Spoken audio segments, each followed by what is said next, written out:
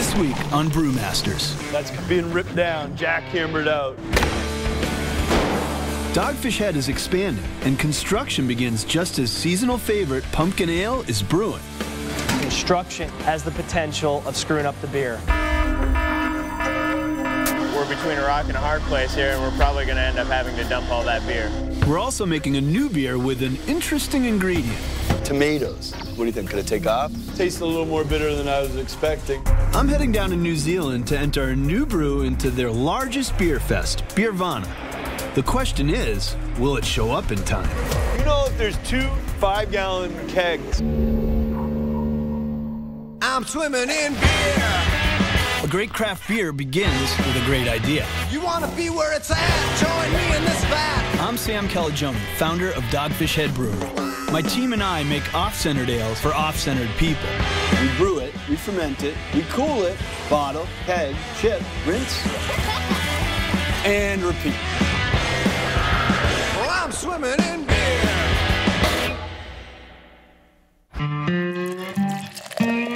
Look into a glass of beer and you'll see the past, the present, and the future of mankind. Cicero lauded it, Genghis Khan fought for it, Ben Franklin brewed it, and Homer Simpson guzzled it. Beer is the drink of the masses. My name's Sam Calagione, and I'm the president and founder of Dogfish Head Craft Brewery. I'm so excited for the pumpkin, I peed myself. Usually go on the trash can. I know, right?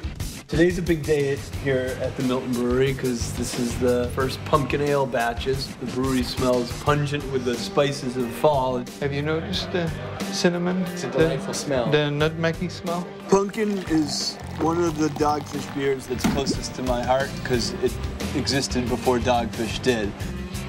I made a batch of pumpkin ale in '94, it's fall, and there's this local phenomena here in southern Delaware called pumpkin chunkin'. And I took my homebrew to Pumpkin Chunkin' that year and just on a whim put it into that food competition, and it won the whole thing. I was a very naive 24-year-old kid, and my 4th batch of homebrew was entered in this competition and won the whole thing. I'm like, ah, yeah, this brewing career thing, this is gonna be easy. It wasn't. For years, I was the only brewer out of necessity. We were basically funneling money from our restaurant just to keep our production brewery going. Back in 1995, we were doing beers with raisins and pumpkin and chicory. Even a lot of the first-generation craft beer enthusiasts were like, maple syrup in a beer? I'm not going to spend 13 bucks for a 6-pack of that, you freak. But we stuck to our guns and kept brewing the big and the strange. It paid off. Dogfish is now making over 9,000 cases a day of 31 different kinds of beer. We have 14 brewers and over 100 co-workers. How many people year-to-date have we hired? We've been averaging about 1 a week, so we have, I think... Crap. We kind of tried to design this years ago to be like the bow of a boat, and next week it's being ripped down, jackhammered out, which is kind of weird. This is our raison d'etre, really. This is what Dogfish is all about, which is not live after what the world is doing and try to create something that's never existed before, and if it's good and worthy and valuable, people will come along on this journey with us. But obviously that doesn't fit on the side of a 6-pack, so we condensed that down to off-centered ales for off-centered people. We all feel that it's this philosophy that's turned us from the tiniest brewery in America to the 24th largest. So it's time to expand. So it's day 1 of construction, I guess I should say destruction. We have 8 new tanks coming, 4 of which are going to look exactly like what you see there. The only way we can get those things in the building is to peel the roof back, set them in with a crane. There's so many things that can go wrong, whether it's just physical building, disrupting the flow of production, just in the air quality. This is going to be a really dusty, dirty job. And that's the real impact, is that construction has the potential of screwing up the beer. One teeny tiny microbe in the beer could spoil a whole batch. Yeah, it's going to be stressful, but we're all very fortunate. We're growing, we're expanding, and we're hiring, and there's not a whole lot of that in the headlines today. And they're going to think I'm all kind of up because my biggest priority is getting that back on a wall, which doesn't really help production, but it really helps the warm and fuzzies of this company. What everyone's most worried about is the brewing of one of our signature beers, pumpkin ale. In 1995, we were one of the first to brew it. But today, hundreds of pumpkin ales are made at microbreweries throughout the country. It's still one of our most popular, so Dogfish's reputation and our livelihood depend on it. I gotta run and do a bunch of stuff for a minute or two, and then I'm gonna mash in that pumpkin. I know that these first batches of pumpkin are in capable hands. Chris Wood is in the brewery. It's fitting that he's making this beer because he started as a waiter, so there's a lot of food components to making this beer. This is a can of pumpkin that we use. We've always used all-natural pumpkin meat, but we used to open these things by hand.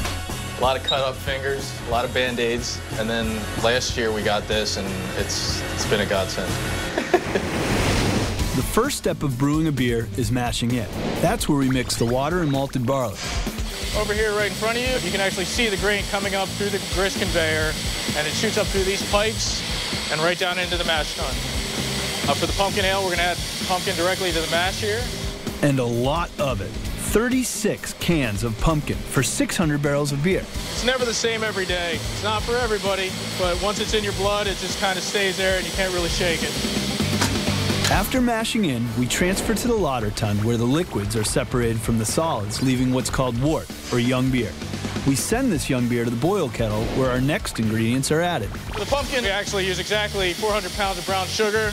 And the addition of brown sugar bumps it up in alcohol, so it's actually a bigger version of a normal pumpkin ale. We put about 13.5 pounds of hops in. We don't want the pumpkin to be too hoppy, just have a nice mild hop flavor to it. Once the wort is boiled, it's transferred to the whirlpool, where we add the ingredients that we really want to stand out. We have cinnamon, allspice right here, and then nutmeg. What we're gonna do is we're gonna hydrate it so it'll get mixed in with the wort as best as possible. We have no automation. We add hops and spices and herbs and sugars, so that's a very manual labor intensive brew. They say it's extreme brewing, but to me it's just regular brewing. Pumpkin needs 3 weeks fermentation and aging time to hit 7% alcohol. But there are so many steps that a lot can go wrong along the way. As long as we try not to screw that up and pay attention, we get a good beer out of it. As if construction and brewing pumpkin aren't enough, today I'm also getting ready to do a collaborative brew with my buddy Luke from Epic Brewing in New Zealand. It's gonna be kind of funky. Tomatoes. What do you think? You think the tomato beer, what do you think? Could it take off? What is up, Luke? We're trying to incorporate a lot of great things from our country and a lot of great things from their country and brew a beer that's never existed before. That's the goal. Our plan is to enter whatever we brew together into New Zealand's largest beer festival, brewM3, in its festive brew category. The festive brew each year has a theme, and this time it's Go Native. Going native. See, I was enticed because I thought that meant going naked, but I guess it meant using New Zealand ingredients. Yeah. We know some things for sure. We want it to be dark. Yep. We want it to involve this little animal here. The tamarillos are our number 2 behind the kiwi, or no? No. It's still a very fringe. It's a fringe fruit. It's very much like where we are in the market. It's a tamarillo that could. Today, we're brewing a beer made with New Zealand tree tomatoes, or tamarillos. We'll smoke them over wood from the Pohutakawa tree, which is basically the New Zealand Christmas tree. We'll also use New Zealand hops and even water, resulting in a porter-style ale of about 7 or 8% alcohol, on the low side for us, but high for New Zealand, where they're taxed on alcohol volume.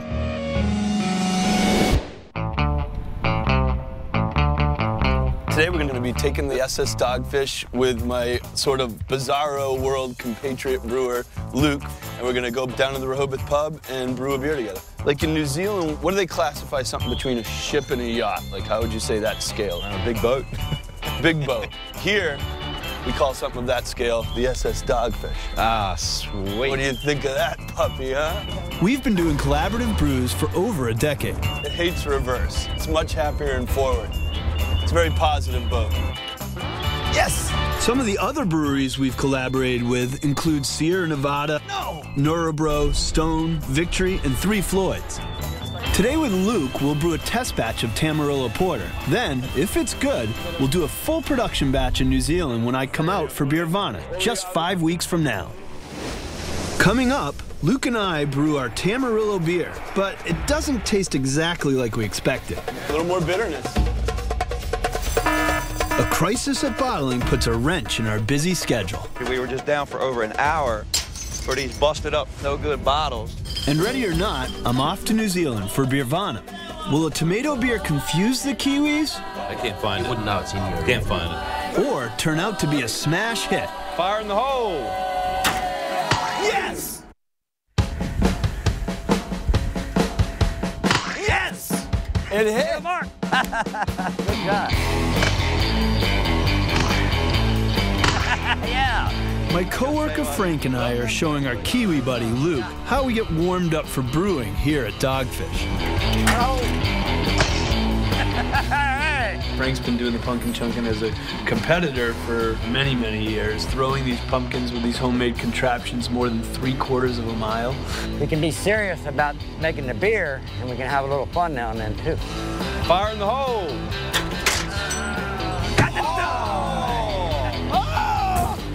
Is anyone home? Hello?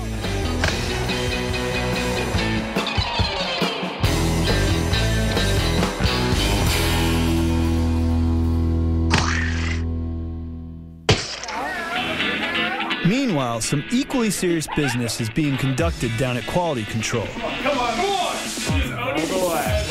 Katrinka's our resident donut-eating champion and also in charge of making sure that construction at Milton doesn't contaminate our precious barrels of pumpkin ale. Over the next few weeks, we'll be brewing Pumpkin, which is our biggest seasonal. It's one of those beers that we just can't make enough of because it immediately sells out. The employees here barely get a chance to get a case before it's out the doors. We're always fighting over each other for it. Basically, I'm just going to test some sensitive areas and make sure that we don't have any beer spoilers floating around. If we see any beer spoilers, then everybody's freaking out. That's why we have this plastic cup. So I'm just going to open this up for like 10 seconds and see what we brew. Beer spoilers are things like lactobacillus, pediococcus, and some wild yeast that we test for.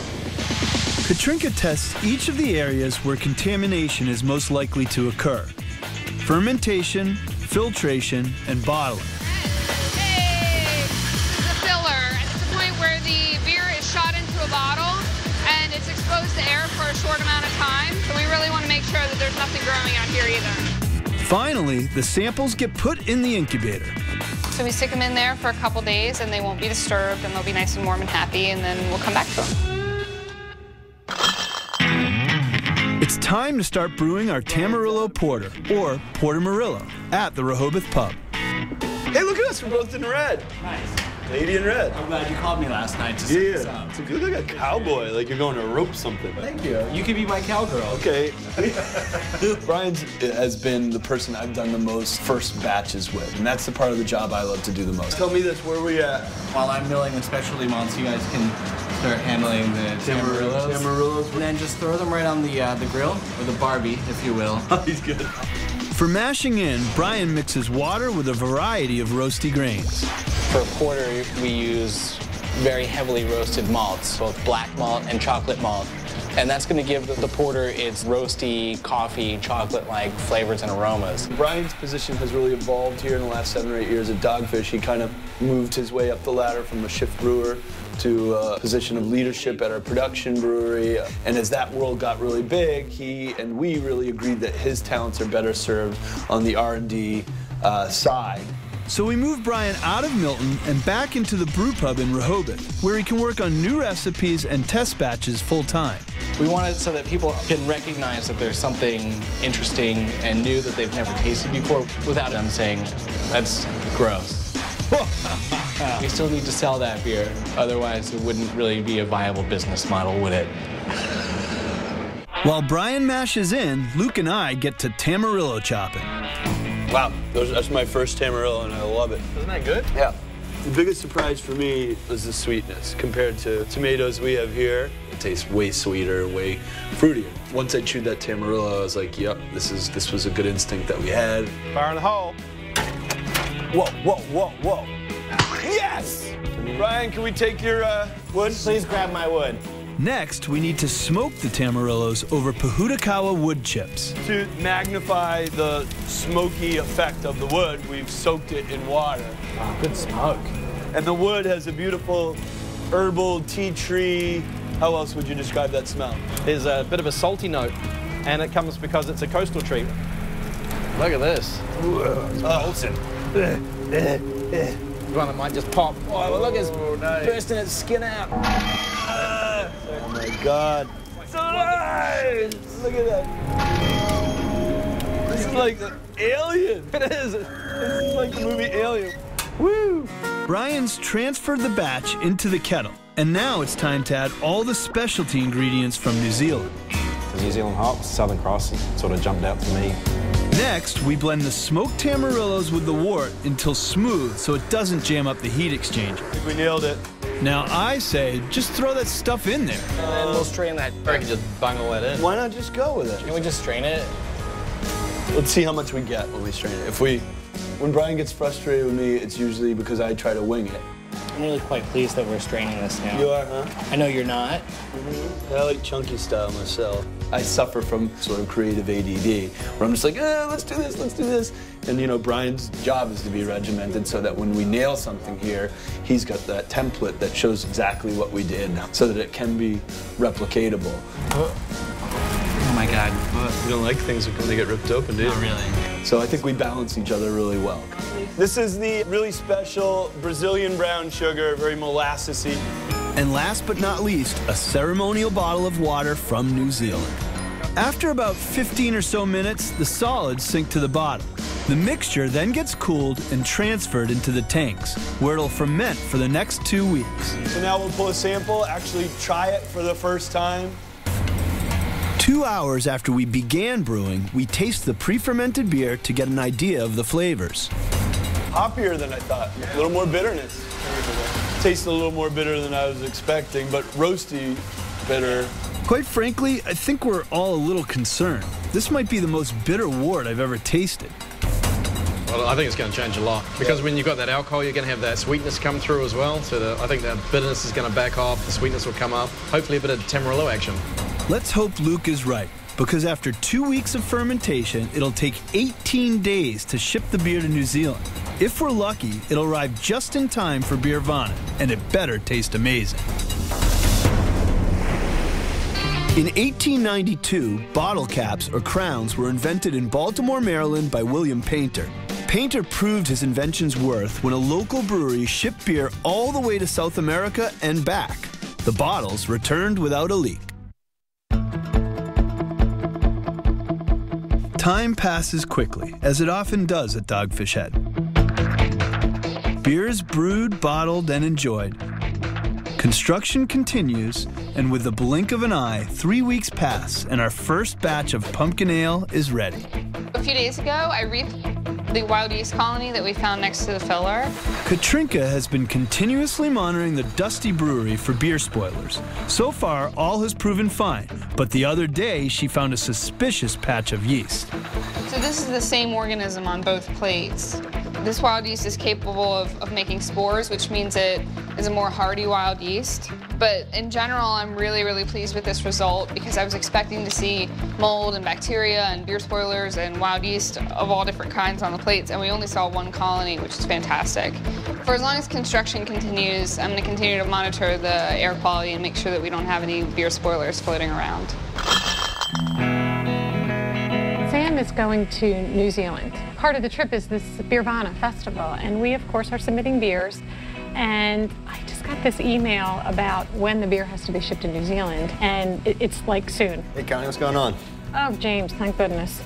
I just wanted to make sure that you guys know how important it is that we don't miss that truck. It has to go out as soon as you can get it out.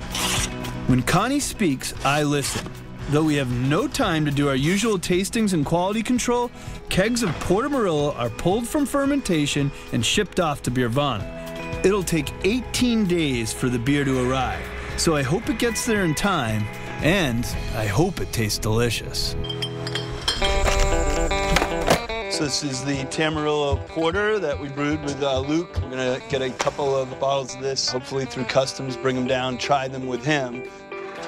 Helmet. The hardest thing for me in my life is homework balance thing right now is definitely a little out of whack.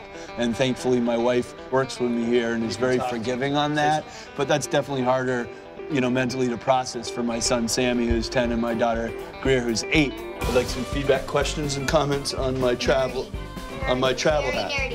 Say something. So I'm really excited that I get to take my family with me to New Zealand. Mommy, what are you excited about for New Zealand? Well, I'm excited to go to somewhere where the toilets go backwards. Yes. Hey, Daddy, what are you excited about? I'm really excited to drink the New Zealand craft beers and to brew a beer with Tamarillos with my buddy Luke. And I'm excited to spend personal free time with you guys. I've been on the road working so much, I feel like I don't even know you, Stanley and Janine, as well as I should.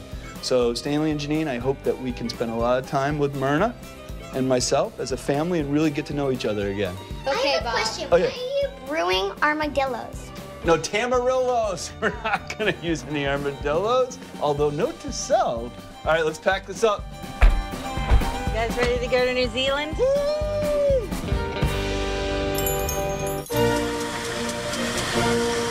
Pumpkin has survived its labor-intensive brewing process and bottling has begun.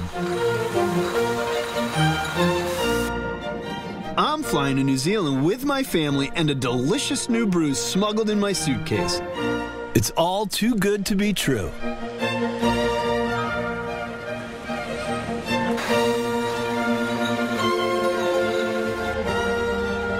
So I'm here in beautiful downtown Wellington. This city's not as big as Auckland, but it's really, really beautiful. And this is kind of like the epicenter of their locavore food, beer, coffee scene.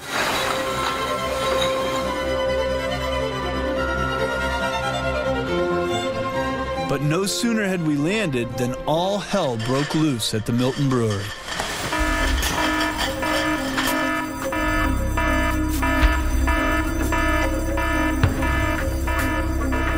Unfortunately, we got a shipment full of twist-off bottles that we were planning on being fry-offs. So we had a lot of pumpkin go into those before we caught it. I cannot believe that we got twist-off bottles from our distributor. We don't normally use twist-off tops with our beers, in fact, never. We're between a rock and a hard place here, and we're probably going to end up having to dump all that beer. It's actually the brewery. I'm going to have to grab it. Hello. That sucks. Was it us that ordered the glass, or did someone deliver the wrong glass? Or? It's really hard to get a phone call like this when you're halfway around the world, powerless to help. How soon till we caught it? Pallets or cases? The staff in bottling already know that the first priority is to isolate the defective bottles. Before you're thinking about cost side of it, but you're more thinking about did something inferior make it out to retail. We just had to pull every single bottle off the line from the depout all the way to the filler. Many bottles were already filled with pumpkin ale, but another few thousand empties are located and disposed of. We were just down for over an hour for these busted up, no good bottles. Just taking a day of not producing during the day is a pretty major impact on our whole year's schedule. In bottling, time is money. We've already lost thousands of dollars in wasted glass, beer, and manpower. But every second that production line is stopped means another pumpkin ale won't make it to market. This pumpkin is already all pre-sold, so now we're going to have customers that aren't going to get what they ordered. Pumpkin is a special beer because it's got such a cult following. In fact, it is the #6 largest seller for us, and we only sell it in 2 months of the year. Emotionally, it is a big deal that we can't get that amount of volume to the marketplace.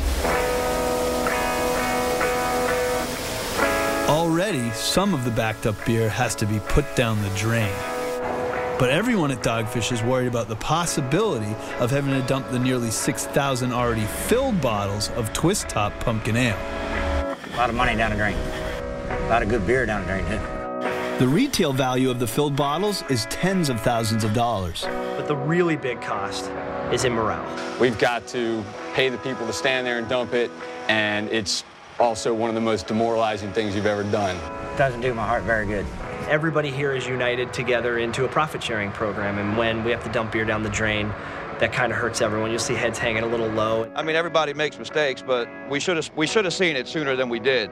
It's extremely emotional because it's something that Sam basically created from nothing in his head, and that we're trying to get to come to fruition.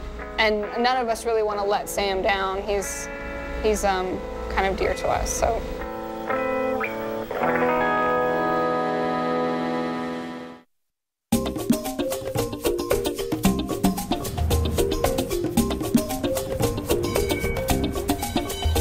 It's our first morning here in New Zealand. All right, I gotta go. See you guys.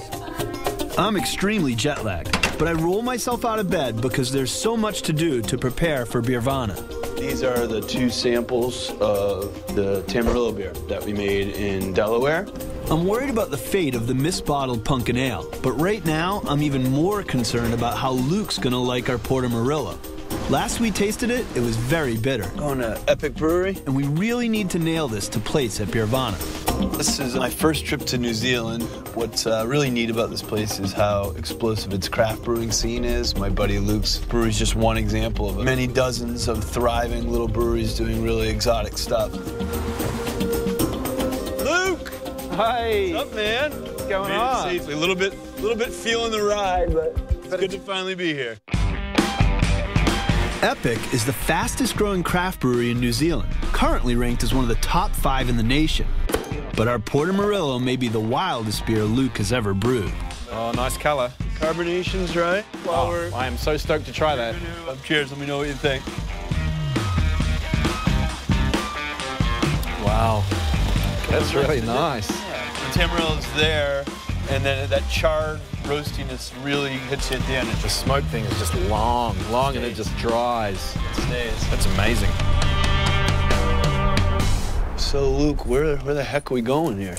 Well, we're going to go see an artist. What's his name? Morris Bennett. Made us something a bit special for Beervana, so nice. Check that out. But I didn't know how special. Turns out our Portomarillo label is being made by an artist whose sole medium is toast. Hi, guys. Is that really bread on these on your work? That's right. Just normal household bread, the stuff that you eat every morning, and maybe you toast it up. Maybe you love it. I consider craft brewers to be artists working within an unconventional medium ourselves. And back in Egypt, beer was actually made from fermented bread. Toast and beer. A match made in heaven. So what are you thinking on Tamarillo beer? You know, Tamarillos and hops, yeah, I'm starting to think. You wouldn't think. No, I wouldn't think there. But Tamarillos is something, you know, as a youth I enjoyed. I like that tartness in it. So, you want me to grab the other side? Yeah, you grab the other side, and we'll go. Oh. Wow. So, hey, look, here we go. We've got... That's so cool. Where's my blue hen? He put a hen for the state bird of Delaware, a Tamarillo tree to represent New Zealand, both Dogfish Head and Epic's logos across a whole world from each other. I wouldn't have guessed toast, but it totally works. That guy's a madman in the best way possible. I just like this darker piece in the middle. Maurice will glue the toast down so we can hang this behind us at Beervana. And of course, it'll be our official Portomarillo label. Your toast to your toast. Cheers to toast. It was a difficult night at Dogfish Head. Pumpkin is now back to bottling at full speed, and no defective bottles made it out to the market. But by the end of the twist top debacle, 4 pallets, or almost 6,000 bottles of beer, have been found and put in isolation to await their fate. No matter how big or small you are, you have quality problems, and if you get complacent to just assuming that people are always going to send you good stuff, if anything, it heightens our awareness to say, hey, let's not get complacent, let's check everything. If it happens once, shame on them. If it happens twice, shame on me. The big concern now is whether the beer will lose its carbonation because of the mismatched bottle and cap.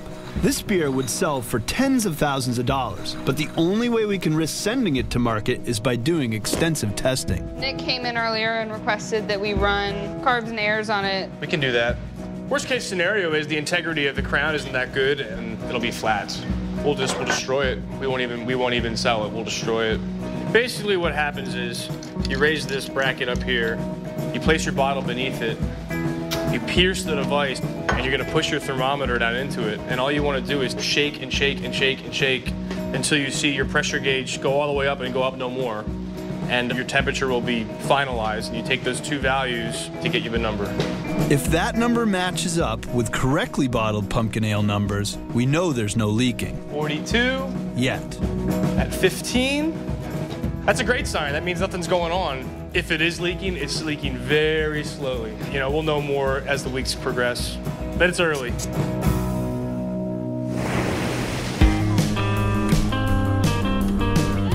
So I'm on my way here in Wellington to meet with Catherine. She runs PR for all of brewVana. Thank you for setting everything up. Great to meet you. It's going to be awesome. Get sort of my walking papers, stuff that I'll be doing, talks I'll be giving here. And I thought, Sam, we should probably go through your the itinerary. We've got the event called Mashing In. Mashing In is a really cool welcoming party where all the brewers get together and try each other's beers. Am I talking at that? I'm just drinking. Small world. So we're on the hill of sheep. I call it the hill of sheep because there's a hill and there's sheep. While I go running around Wellington for brewVana, Mariah and the kids are off questing for penguins and rainbows. Oh my God, it's over me. Tonight I go to a giant beer versus wine dinner with all the New Zealand winemakers against the New Zealand beer makers. Wine, good luck, wine. It was actually kind of scary because this halfway through it, beer was still behind. Wine score here, but we won. The brewers took it. We're gonna watch the toilet flush. So did it work? Did it go the opposite way? Yeah. We've got you down to do a speech. We're heading back in that direction. 4 times. 4 times, yeah. 4 different sets of people. I'm sorry, I know.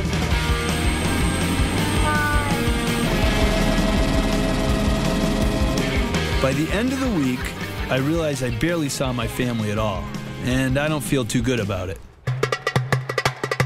But brewVana is tomorrow, and I have to keep my eyes on the prize. Did you find your keg? It's not there.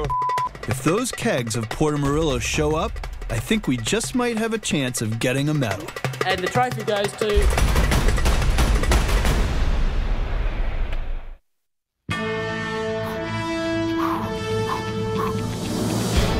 The big day is finally here, and I'm all pumped up.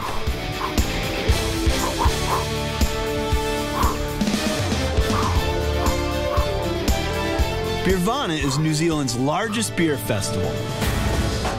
Today, over 400 domestic and international beers will compete in 15 categories. So we're right here. Luke and his lovely wife Wendy are already setting up our booth. Time to get a bit serious, I think. Where's Sam? Epic and Dogfish Head both have several beers entered, but we are particularly excited to see how our collaborative brew, Porter Murillo, will be received by the New Zealand beer world. Our Tamarillo Porter will be competing against 8 different beers, all made with indigenous New Zealand ingredients. May the best beer win.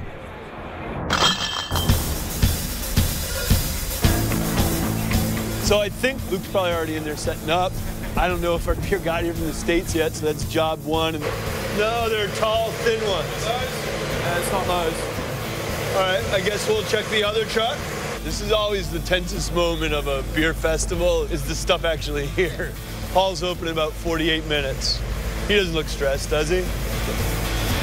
The good news is all of Luke's beer from Epic are in this container. It's a lot of beer.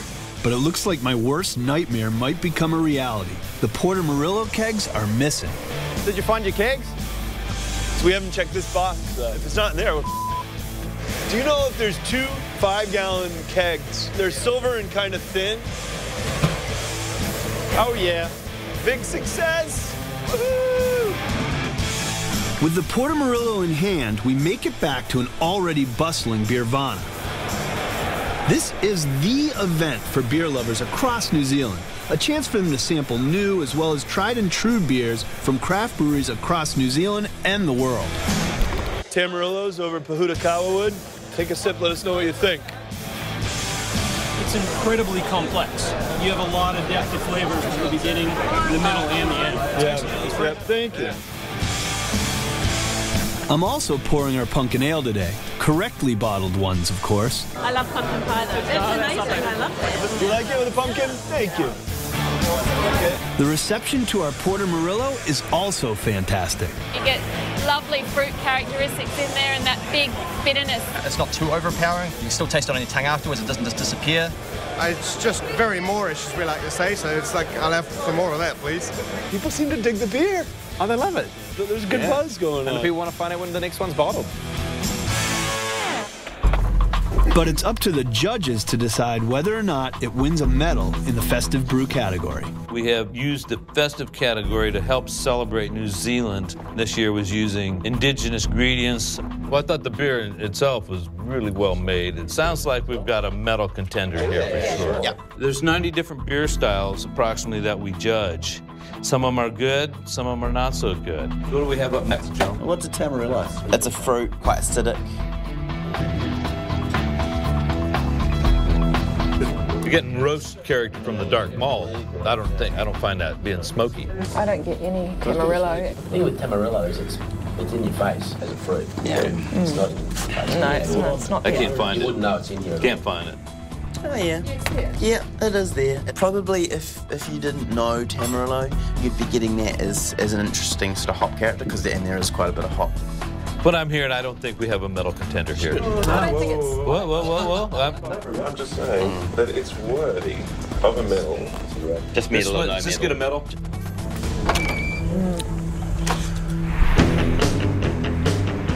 Awards night is finally here.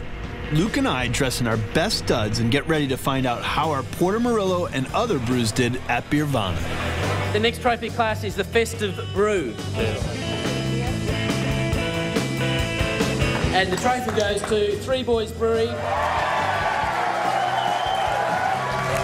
Porter Murillo did not even place, but the night's not over. Trophy winner is Epic Brewing Company, Epic Barrel Aged IPA. Epic won several awards for its own beers, and Dogfish had placed as well. Dogfish Head, Craft Brewery, Pumpkin. Pumpkin won a medal, so the beer that won the first medal in the Northern Hemisphere from Dogfish ever won the first ever for the Southern Hemisphere, which is nice. Though Porter Murillo didn't win, it did generate lots of interest among the Kiwis at Beervana. Beauty's in the eye of a beer holder, and I'm a guy that has wandering eyes. I love my lady resolutely, but when it comes to beers, I love so many different beers. So we decided to brew a full production batch for Luke to sell in New Zealand. Might be nice to have a bit more fruit. Maybe we split the amount of fruit that we actually smoke, so we've got like fresh fruit. You're right, I think dial back the roast a little bit and bring the fruit up is a good idea. We brew together all through my last day in New Zealand. In 2 weeks, there'll be nearly 2,000 gallons of Porter Murillo with a new and improved recipe. I can't wait to hear how it goes. Up next, the fate of the misbottled pumpkin ale. And smashing pumpkins, Delaware style.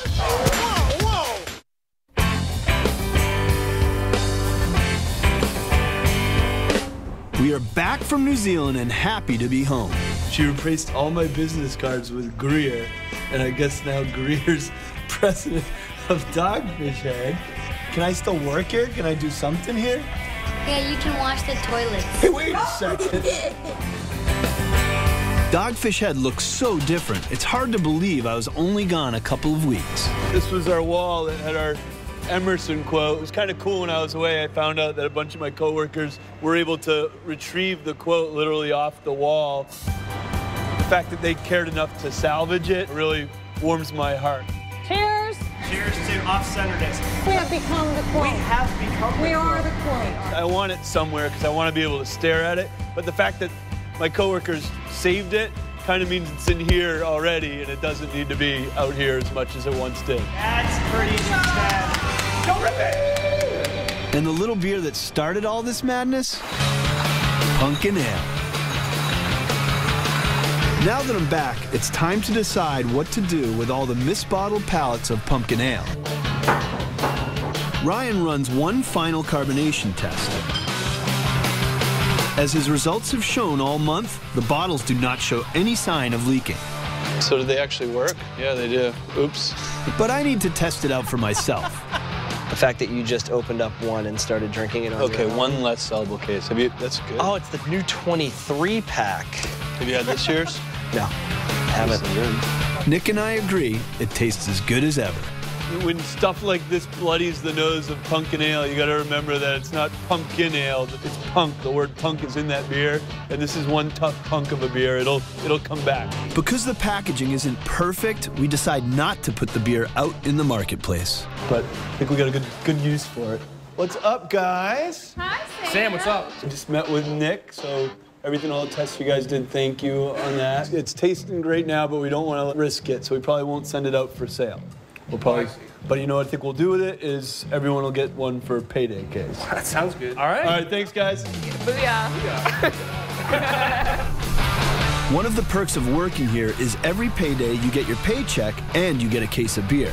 Pumpkin ale runs out so quick, we've never had it as a payday case before. What'd you get this week? Pumpkin. Yeah, I got pumpkin too. Pumpkin. I didn't really think to look at what it was in terms of dollars invested that we just lost by not selling this beer. It's probably tens of thousands of dollars. But this is about rewarding the people who are working their butts off and saying, hey, we know this one didn't go perfect. We'll get it next time. Kind of making lemonade when you get lemons. We're making payday cases out of pumpkin ale. So. My kids are going to love it. Great way to start the fall. Maybe save some for Thanksgiving. Just don't drink them all in one place. You'll be smashed. Sam, have you heard from Luke at Epic Beer lately? As for Portamarillo, Luke's been keeping me posted on what's happening over in New Zealand. It's all good news. It's saying, A, the beer's tasting awesome. B, it is more fruity and less bitter. C, some's coming to the States, which is cool. So keep your eyes peeled. This delicious new brew may make its way to a pub near you. Stoked for the chunk? Mom's at a conference, and Sammy's off skateboarding, so Greer and I get a little father-daughter time.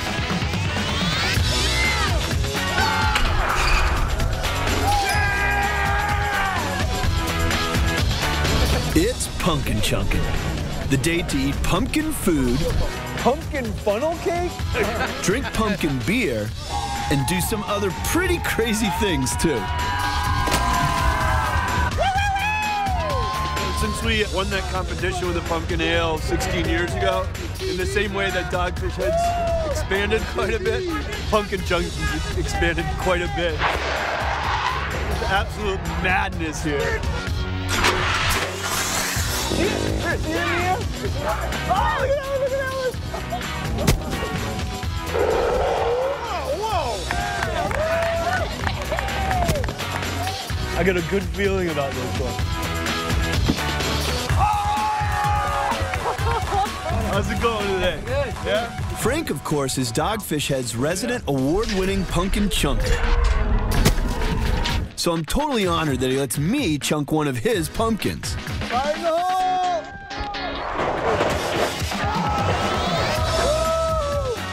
Kind of neat because we went all the way to the other side of the world for family time in New Zealand, and I pretty much worked the whole time. So to actually get to do this in my backyard and spend pumpkin chunking with my little girl was a day I'll always remember. She